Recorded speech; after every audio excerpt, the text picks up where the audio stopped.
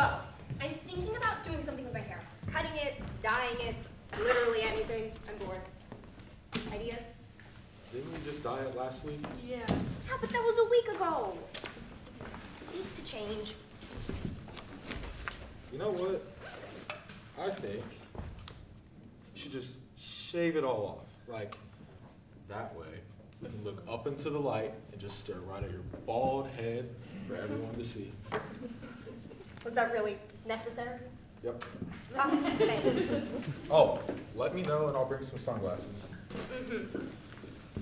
Will do.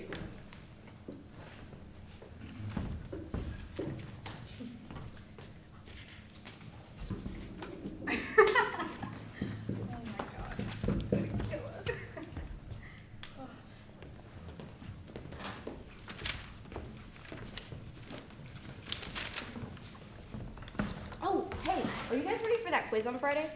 What are you talking about? There's no quiz? Yeah, there is. No, there's not. Yeah, look. It's been in my planner for like a week. Oh, crap. You didn't study, did you? Your notes. Yeah, go for it.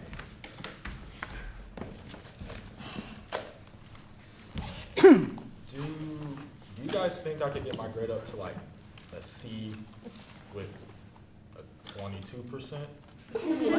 What? No. You're cooked.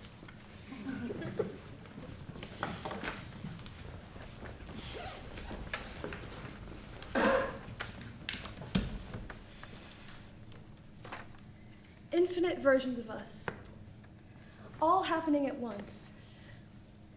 In one world, I'm standing here, talking, thinking, like this is the only moment that matters. But in another world, I never even walked into this room. Maybe I stayed home. Or maybe I'm doing something totally different. And maybe in that world, everything's fine. But in this one, I'm not so sure. Mr. Mercer talked about all this stuff.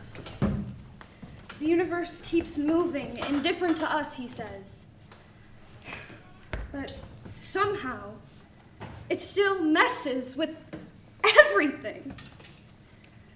He says we're here, and that it doesn't owe us anything, but maybe we owe it something? I don't know. It's like nothing matters, and so many things happen outside of our control, but I still think about it all the time. Something I, as a human, we as humans don't understand, but could? What's the point? In this universe, in this infinite version, we were supposed to have a meeting. Nothing big. We were supposed to talk about black holes, but he hasn't answered any of my emails. Should I be worried? Maybe I'm overthinking it. Should I send another email? Maybe something happened.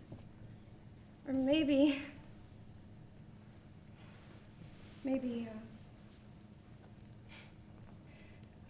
I don't know.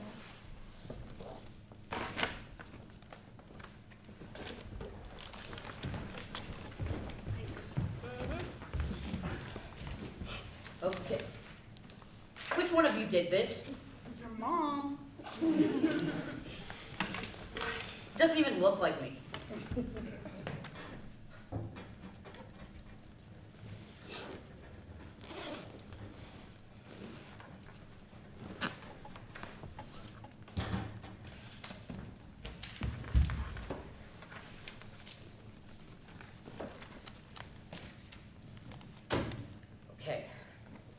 relation to the upcoming exams, review your study guides on Chapter 4.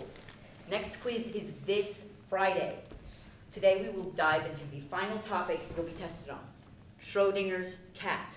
An experiment frequently mistaken for a paradox, but actually a critique of the interpretation of quantum mechanics. The time-dependent Schrodinger equation. Someone take his headphones. Yeah.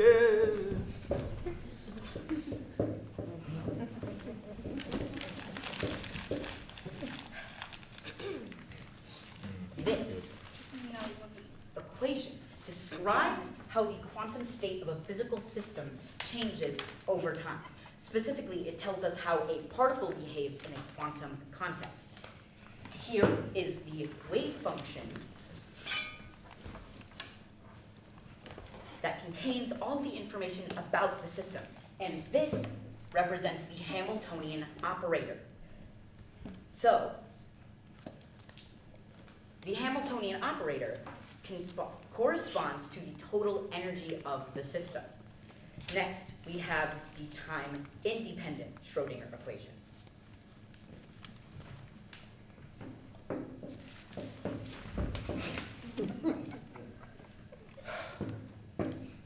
Your education.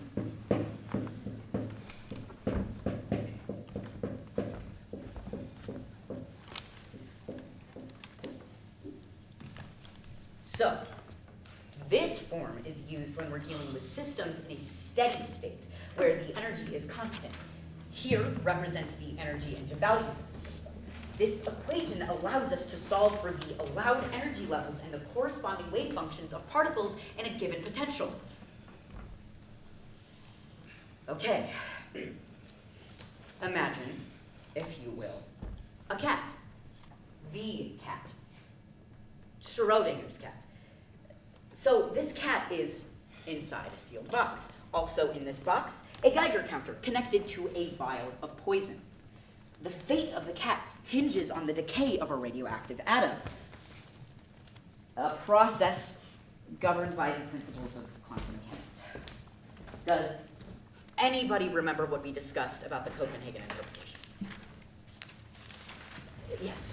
The Copenhagen interpretation is the idea that a quantum system remains in a superposition of states until it's Yes, measured. yes, exactly. So, until the box is opened and the system is observed, the atom exists in both decayed and not decayed states. This uncertainty extends to the Geiger counter, the vial of poison, and ultimately, the cat itself. The act of measurement affects the system as quantum energies do not have definitive properties until observed. Mr. Reed, Yes. Schrodinger was trying to refute the Copenhagen interpretation, though, right? So he put the cat in a box and then threatened to kill it? No, there was no real cat. Then what was the point of the experiment if the variables weren't even real? The theoretical... Like, if you were to actually have a cat in the box, then wouldn't it be dead? That's only if the vial breaks, though. Who said the cat wasn't already dead? Okay, are we just going to assume he didn't just kill a cat for his own? mind you? No. This is between the poison and the cat. None of these things actually happened. As I stated But earlier... hypothetically, if the radioactive material or poison could somehow pass through the box, that would pose another risk, ruining the experiment. Oh my God, shut up! Could that make it a 50-50 or 25-25-25? It would... What about the last 25? What I suppose. The cat? No, the cat would be dead at that point. What witness then? The hypothetical witness, right, Mr. Reed? Because we are talking about the what ifs and the chances. Someone would eventually have to find him and the dead cat. The what if cat? Exactly. It goes beyond my many, many years of knowledge in figuring out how you all made it this far. Mr. Reed, another question I want to address is, Doesn't the superposition imply that reality is subjective? Yes, superposition challenges classical notions, yes, but it is a framework for understanding particles. We don't need to entertain philosophical debates about reality right now. So we're just supposed to shut up. So we're just supposed to ignore this experiment even if we can't observe it? Seems like a fancy way of saying we don't know. No, he was illustrating the strangeness of quantum mechanics, not writing speculative fiction. Mr. Reed? Maybe there was another universe where Schrodinger's cat was running the experiment on us. He's got a point. Oh, Okay, for once. Perhaps he was right in one sense. When it comes to quantum mechanics, the more you try to understand it, the more elusive it becomes. But if there is one certainty in this room, it is that you have all mastered the art of complicating the simplest ideas. Mr. Reed, Yes, Miss Davis. quick question, not really relevant, but have you seen Mr. Mercer recently? Yeah, he was around the department a few mornings ago, maybe 3 or 4 or 5. Have you emailed him? Of course. I'm probably clogging up his inbox by now. So, I'm sure he'll get back to you. In the meantime, I would suggest... But he hasn't answered any of my emails. I would suggest you focus on reviewing the class material.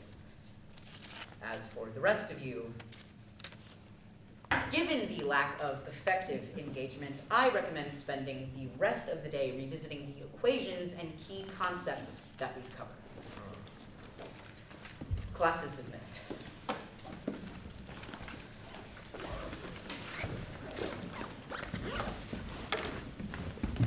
weirdo.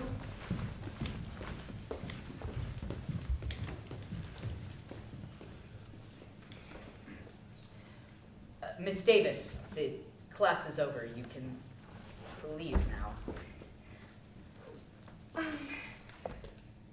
I've been trying to reach Mr. Mercer. He hasn't responded to my emails. We were supposed to meet to talk more about black holes. And I'm fairly certain he wasn't just randomly sucked up into one. Of course. He wouldn't just disappear like this. Could you talk to him? I know you teachers like talk in the break room or something, right? You seem unusually concerned for a student with a missed appointment.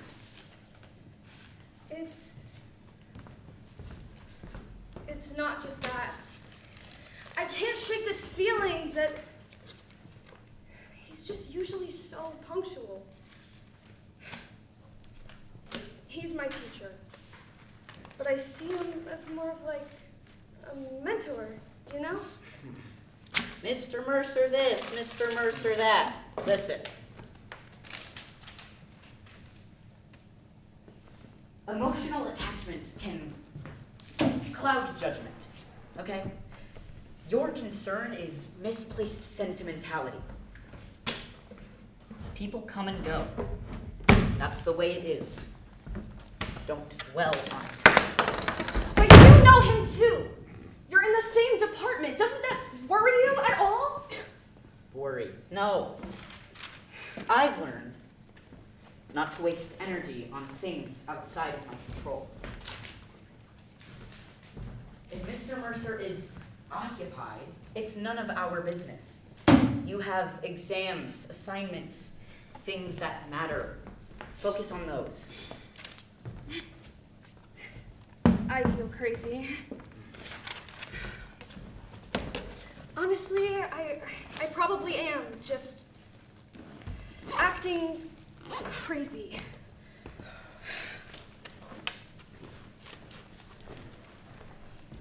We can't just ignore it. Miss Davis, what you feel is irrelevant. What you know, what you can measure and prove, that is what matters. If something's wrong, it'll reveal itself. Speculation only distracts from the things that you can control. And if you need a meeting so bad, my office hours are always open.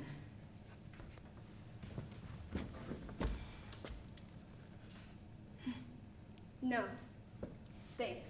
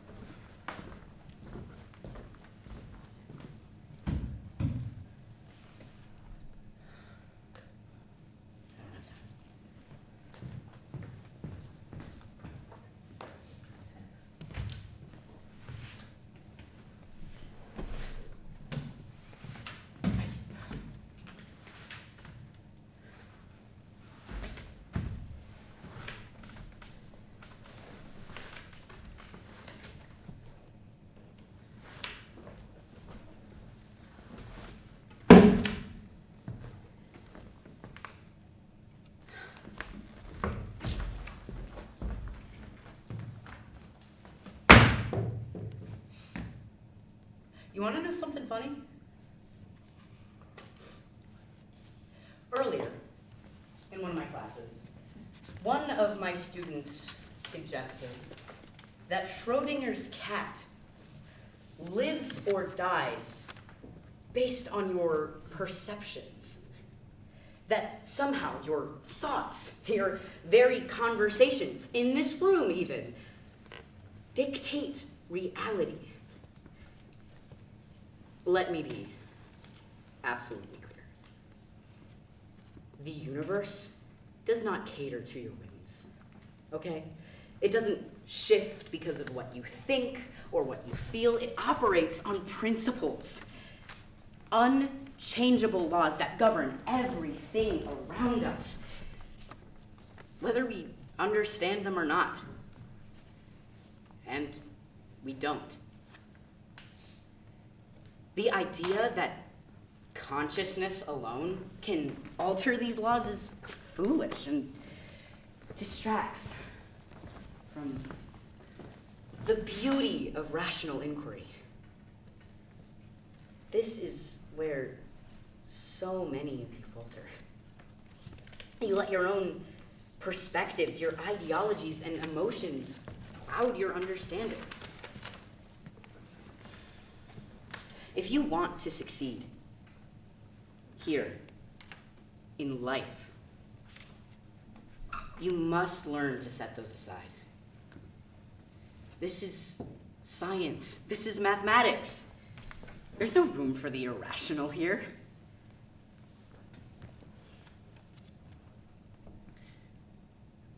When I was a young, idealistic student, much like yourselves, I was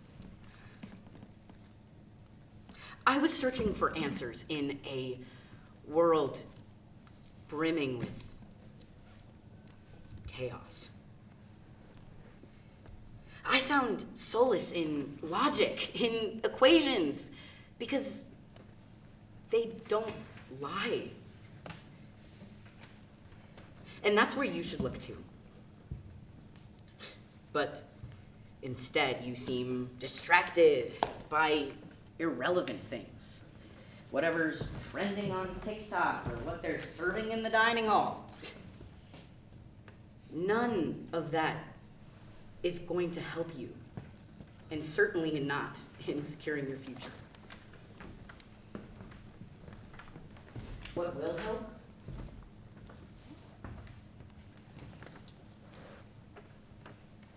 What will help is how you master what is in front of you.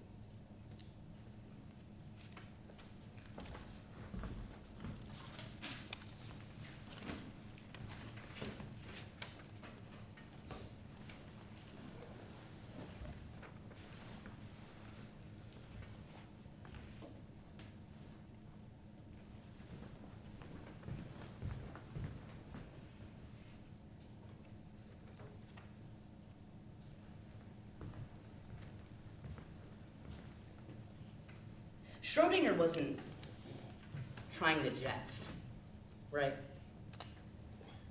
The cat is either alive or dead.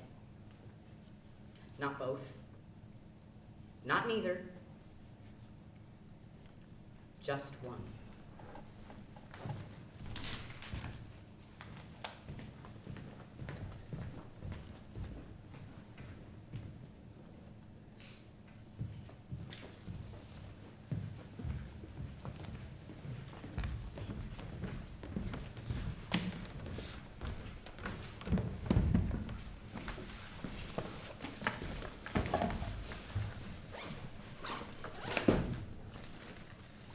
Do you think we're props?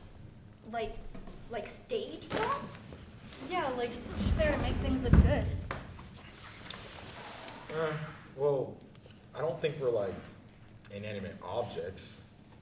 I mean, I don't think we are. But we're not really needed to teach, though, right? Mr. Reed could probably teach himself. Yeah, he could probably write equations on the board for an hour and call it a day. We're kind of just here to nod and pretend like we're following along. But we're supposed to learn.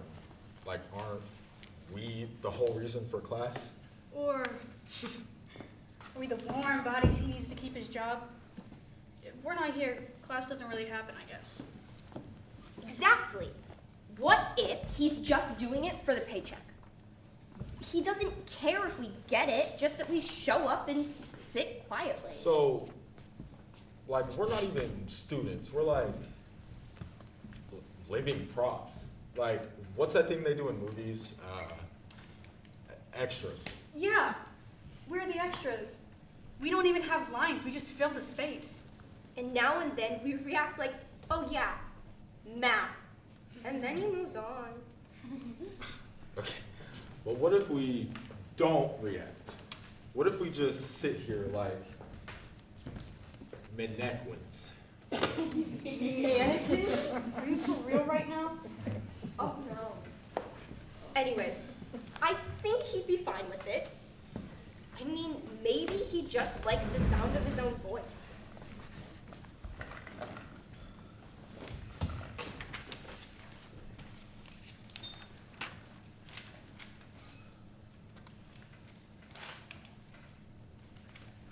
Wait! Oh my god. The cat was the prop. We're the cats?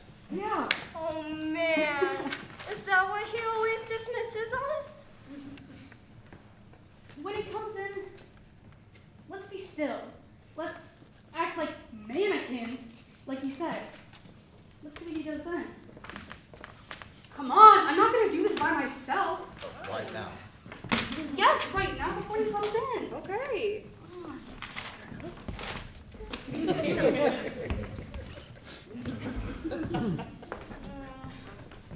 I know.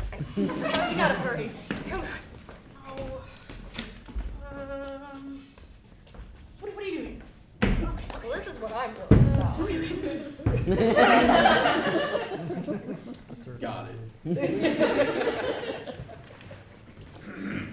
Class is dismissed.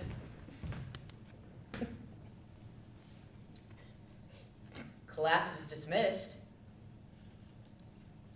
But Mr. Reed, we haven't started class yet. Yeah, because it's been dismissed.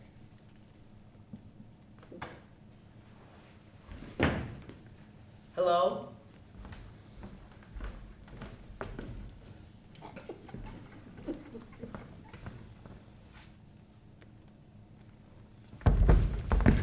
Oh my god.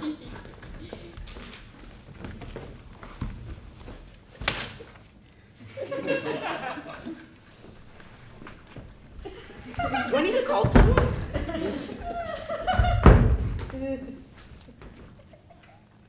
Am I losing my goddamn mind?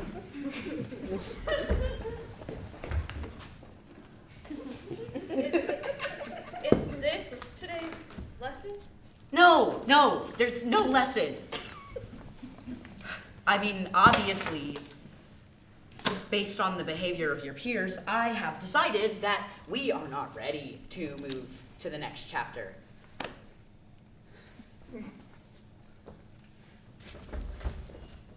Well, don't just stand there, help me.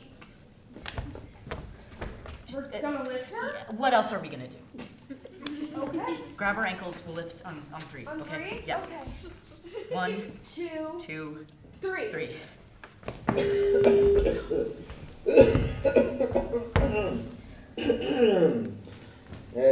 We are saddened to announce the passing of a professor, Mr. Mercer, our dedicated astronomy teacher in the Department of Sciences, who passed away a few days ago.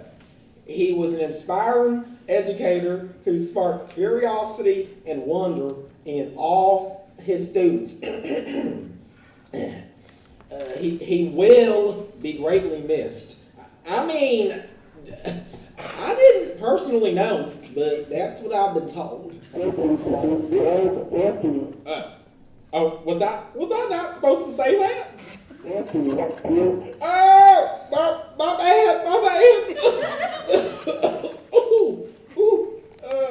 Okay, counseling services are available for anyone needing support.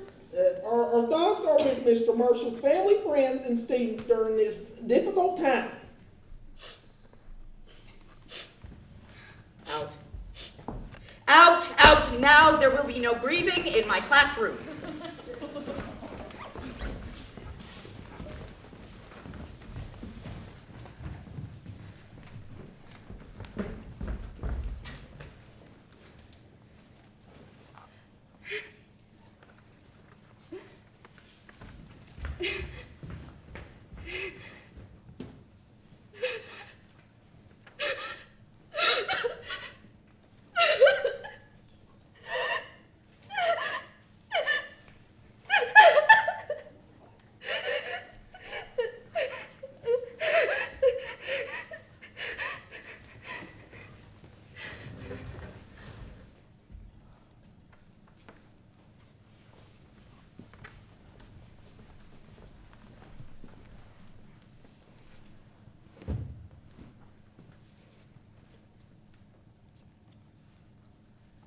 Is this hill yours? It was. Or, I guess not mine. I'm fond of it. And are you fond of the night sky? Sometimes I am. And other times, I envy it. You envy the sky. Oh, I envy the stars. Things don't happen to them that allow things to ensue. Are you grieving? I hope so. At least that reminds me of how alive I am. Well, at least you're on a star. Why? Because then you'd explode one day. Who are you? Who are you? Oh, good. This will be fun. Do you know anything about indifference? Indifference? The indifference of the universe. Well, you don't know him. But he used to talk about this stuff. How the universe is indifferent to us. And I think that despite things moving all around, we should be indifferent to it too. I want to be indifferent to something that affects me but doesn't give a damn about me. You think the universe affects you? Whew. Do you think it killed him? Oh. Out of spite? You know, you speak of heavy things to a stranger. Well, I'm glad you're just a stranger. Oh. I'm sorry.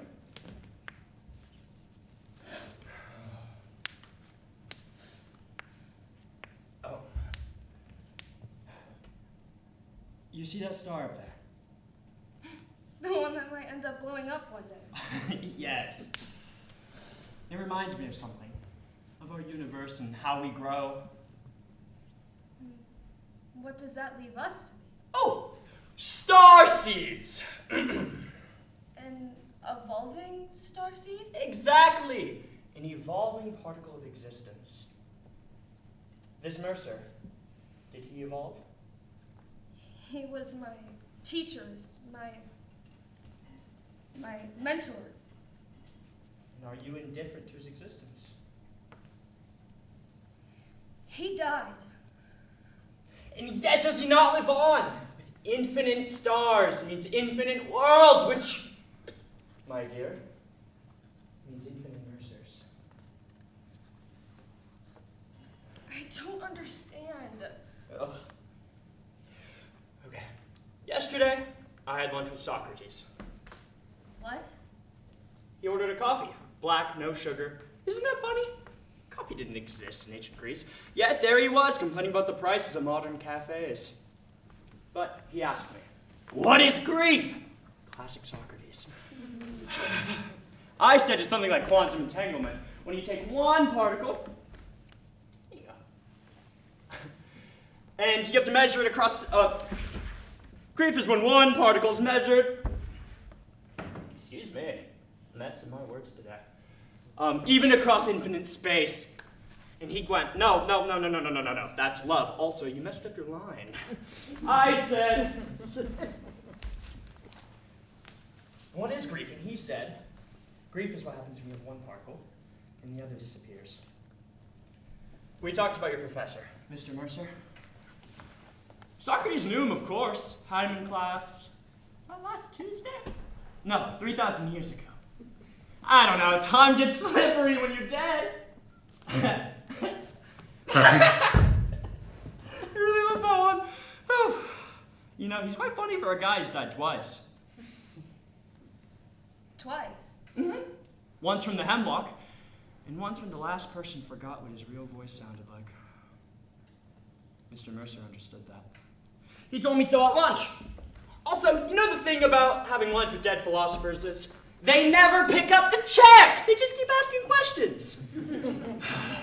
Questions like, if a student learns something and the teacher isn't there to see it, does the knowledge still exist? And if grief has mass, does it match space-time? I really like that one.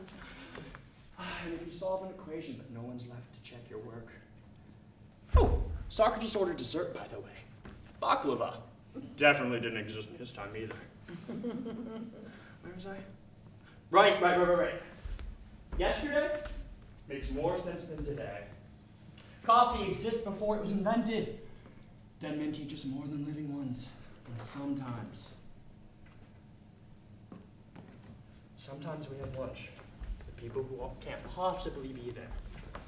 Just to remember what questions sounded like.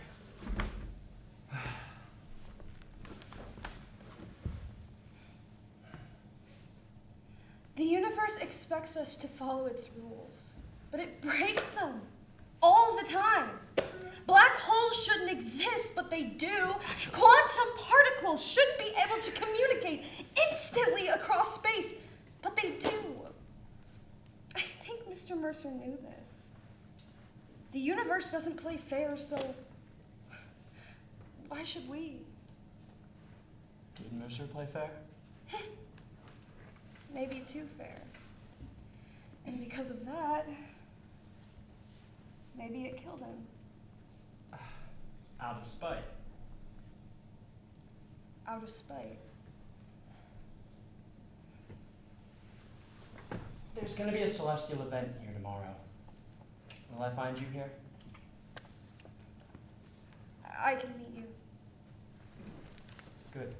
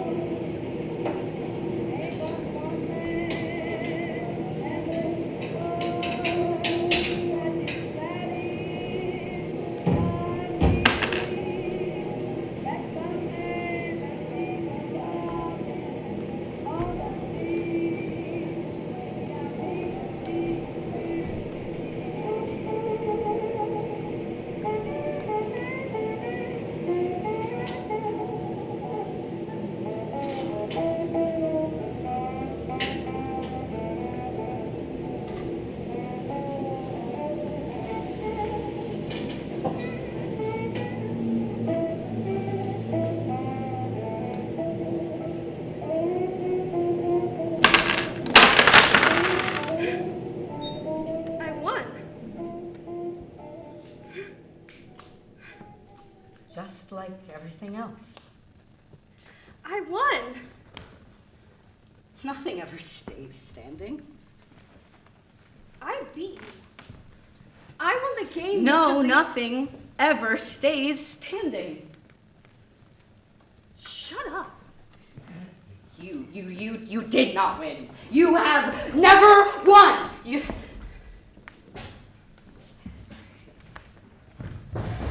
What's going on? You guys, this is not funny. What are you guys doing? Esmery! Guys, what is this joke? I don't understand. What's wrong, Esmery? Esmery! You guys, you're actually scaring me. Why so scared? What's wrong? I don't know. Poor Esmery. I don't understand.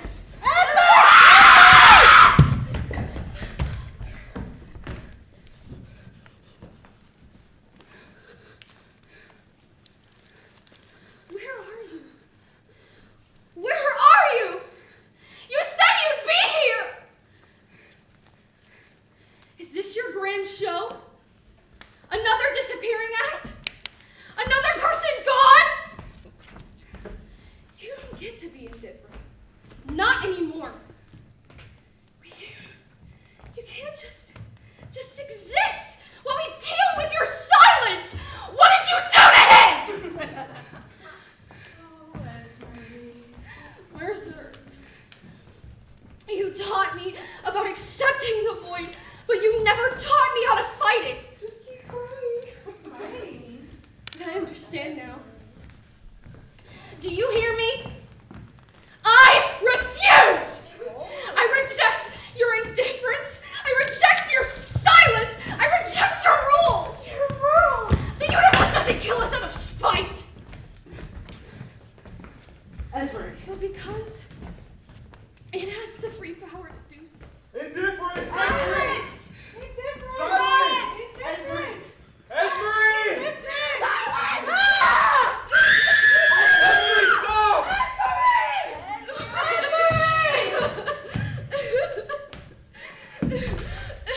Dear Esmery, I speak to you from a place of reflection and perhaps regret. You were one of the brightest students I ever had, a seeker of truth, unafraid to confront the deeper questions most people shy away from. Your curiosity was a light, even when it led you to the shadows of understanding life's contradictions. I've spent my life grappling with this maddening dance between believing in purpose and failing to find my own. I thought I could reconcile it, find a balance, and yet I faltered. The weight of it became too much, and in my failure to live up to my own beliefs, I took a path I once swore I never would. If there's anything I'd leave you with, Esmery, it's this. Don't let it defeat you as it did me.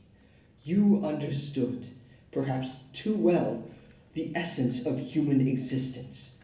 But there's strength in creating me, even when life refuses to give it to us.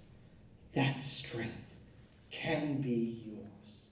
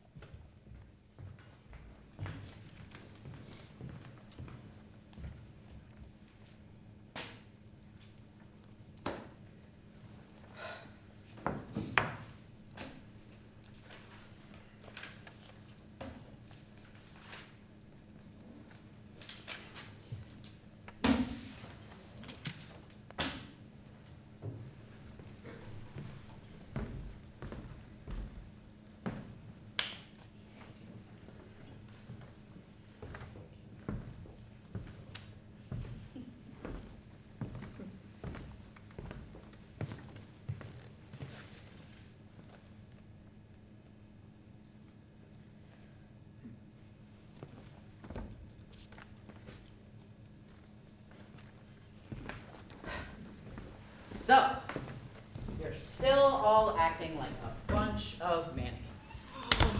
So now you want to finally recognize us?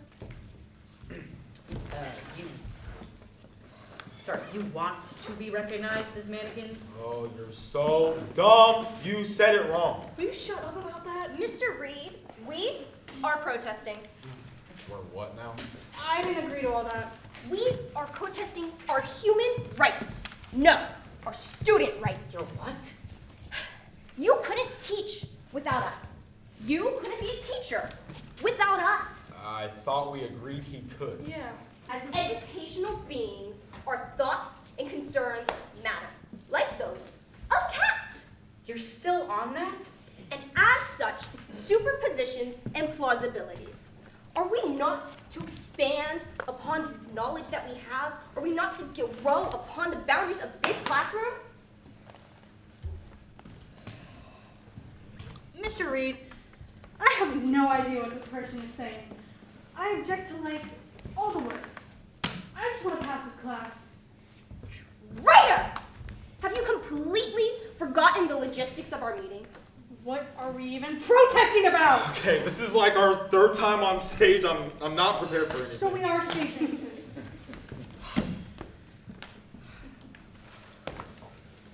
All of our progress is gone. Gone. Gone.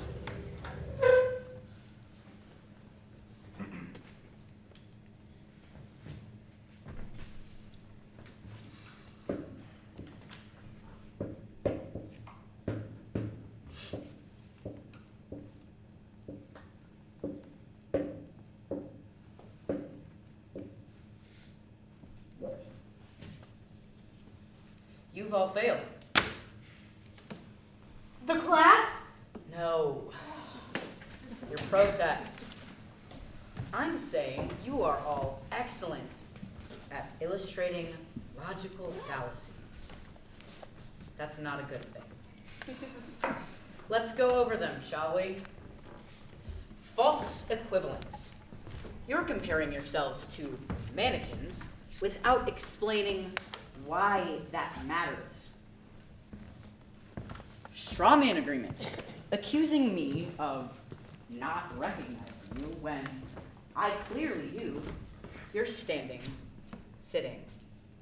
in front of me. Circular reasoning.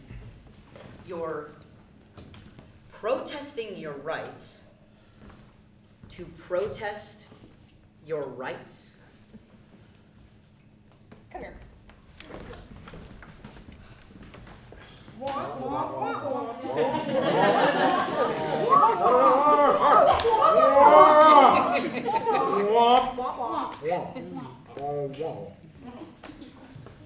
Mr. Reed, can we try again? Knock yourselves out. Okay. Right. Right? My mind. Sit down. You said we could. So, nice to see you entering class so late, Ms. Davis. Oh, brother. Here we go again.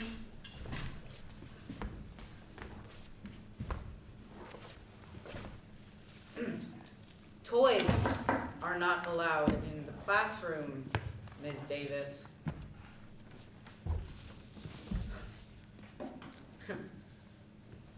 Now you don't want to talk. Maybe my teachings have changed you too much.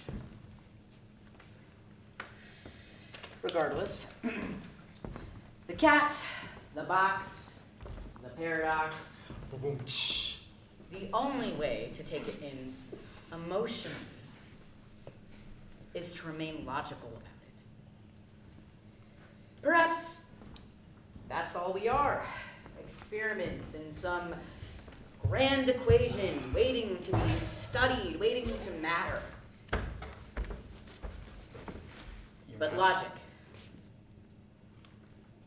logic is the only thing keeping us from all unraveling. Allow me to take your burden. And yet, even experiments need a moment of clarity. It will be easier. The mask.